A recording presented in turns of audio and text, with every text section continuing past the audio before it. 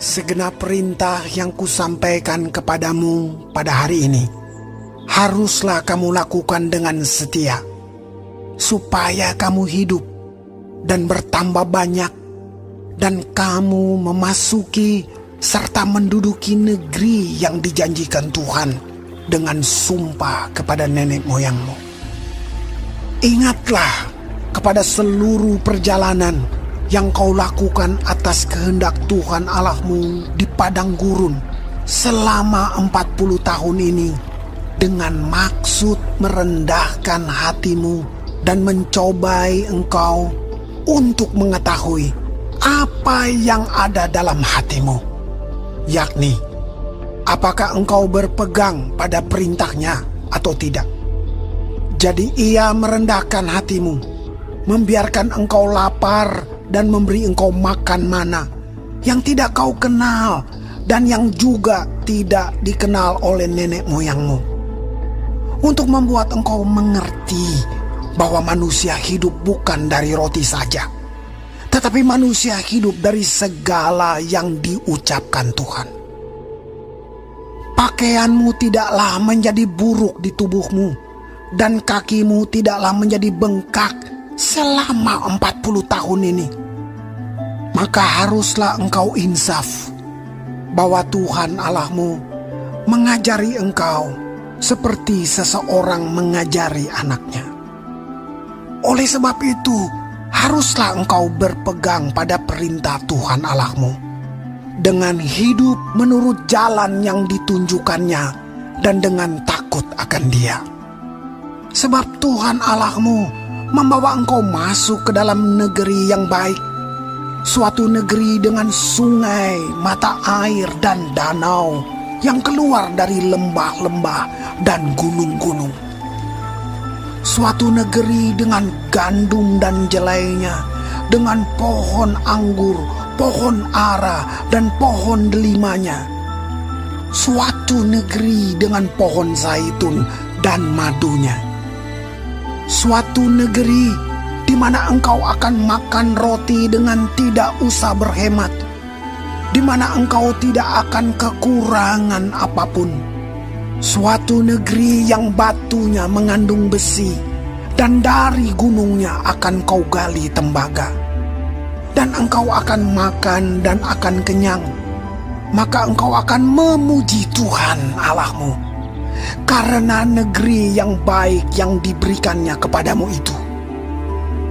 Hati-hatilah supaya jangan engkau melupakan Tuhan Allahmu dengan tidak berpegang pada perintah, peraturan, dan ketetapannya yang kusampaikan kepadamu pada hari ini.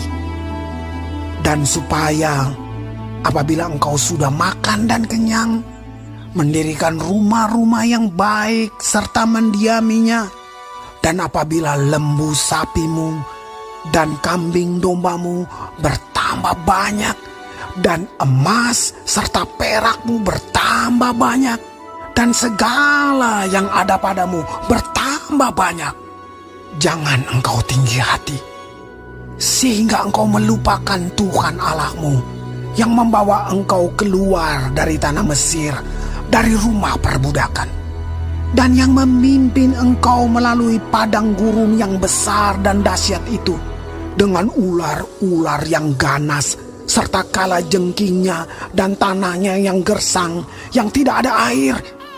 Dia yang membuat air keluar bagimu dari gunung batu yang keras, dan yang di padang gurun memberi engkau makan mana yang tidak dikenal oleh nenek moyangmu, supaya direndahkannya hatimu dan dicobainya engkau, hanya untuk berbuat baik kepadamu akhirnya.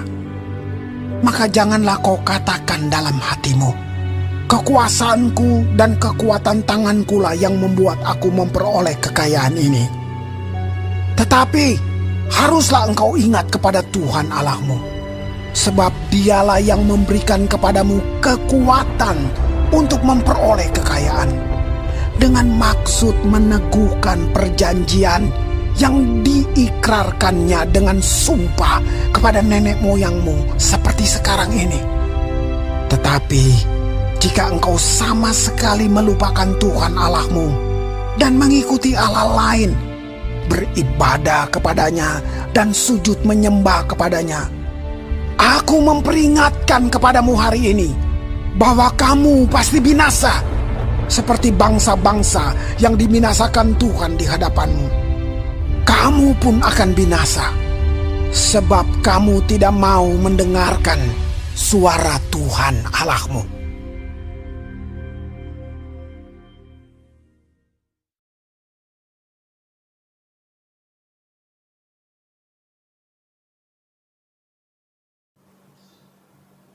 Shalom saudara-saudaraku yang kekasih di dalam Tuhan Yesus.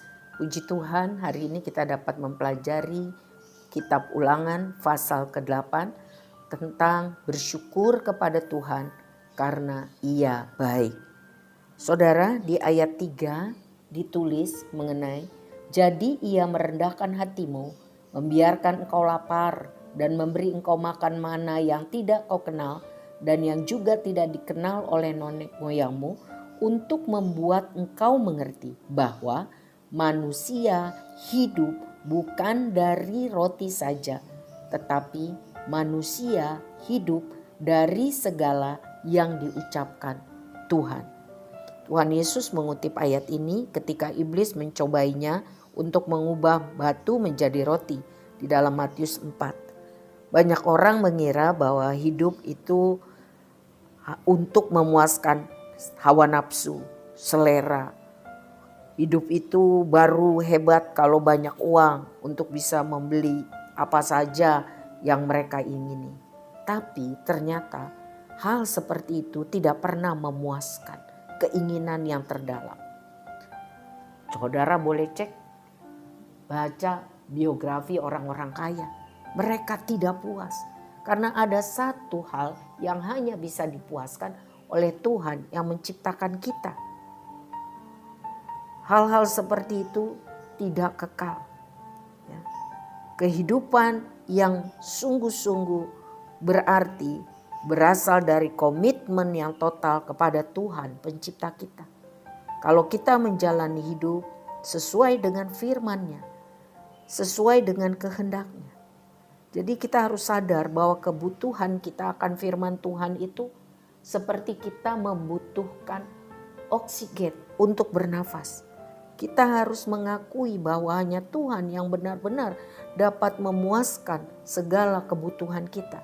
Sebab itu kita harus setia berdoa supaya Tuhan selalu hadir di dalam kehidupan kita, memberi hikmat dan tuntunan setiap hari. Nikmatilah hubungan yang akrab dengan Tuhan Yesus setiap hari, saudara. Pujilah, sembahlah Dia, dan senangkanlah hatinya. Lakukanlah perintahnya.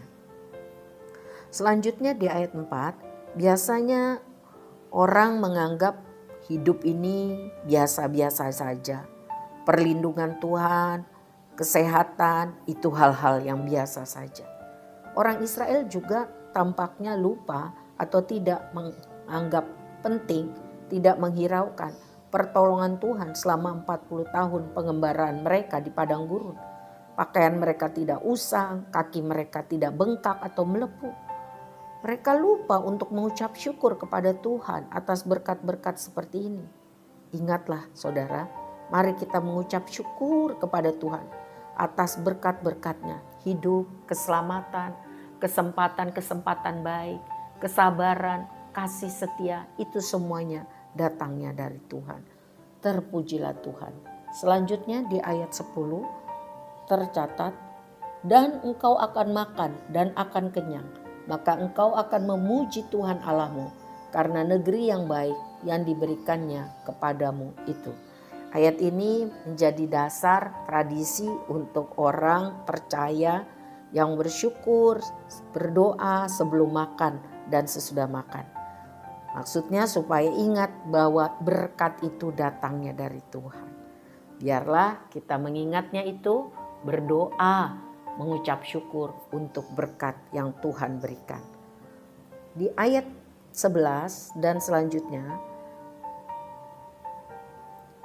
dicatat mengenai waktu kita merasa cukup, ya, jangan lupa, jangan sombong, Ingat, itu bukan karena kebaikan kita, bukan karena kerja keras dan kepandaian kita, semata-mata karena Tuhan. Tuhanlah yang memberikan kita segala sesuatu yang baik. Tuhan juga meminta kita untuk bisa mengelolanya dengan baik. Hidup dari Tuhan untuk memuliakan namanya. Amin.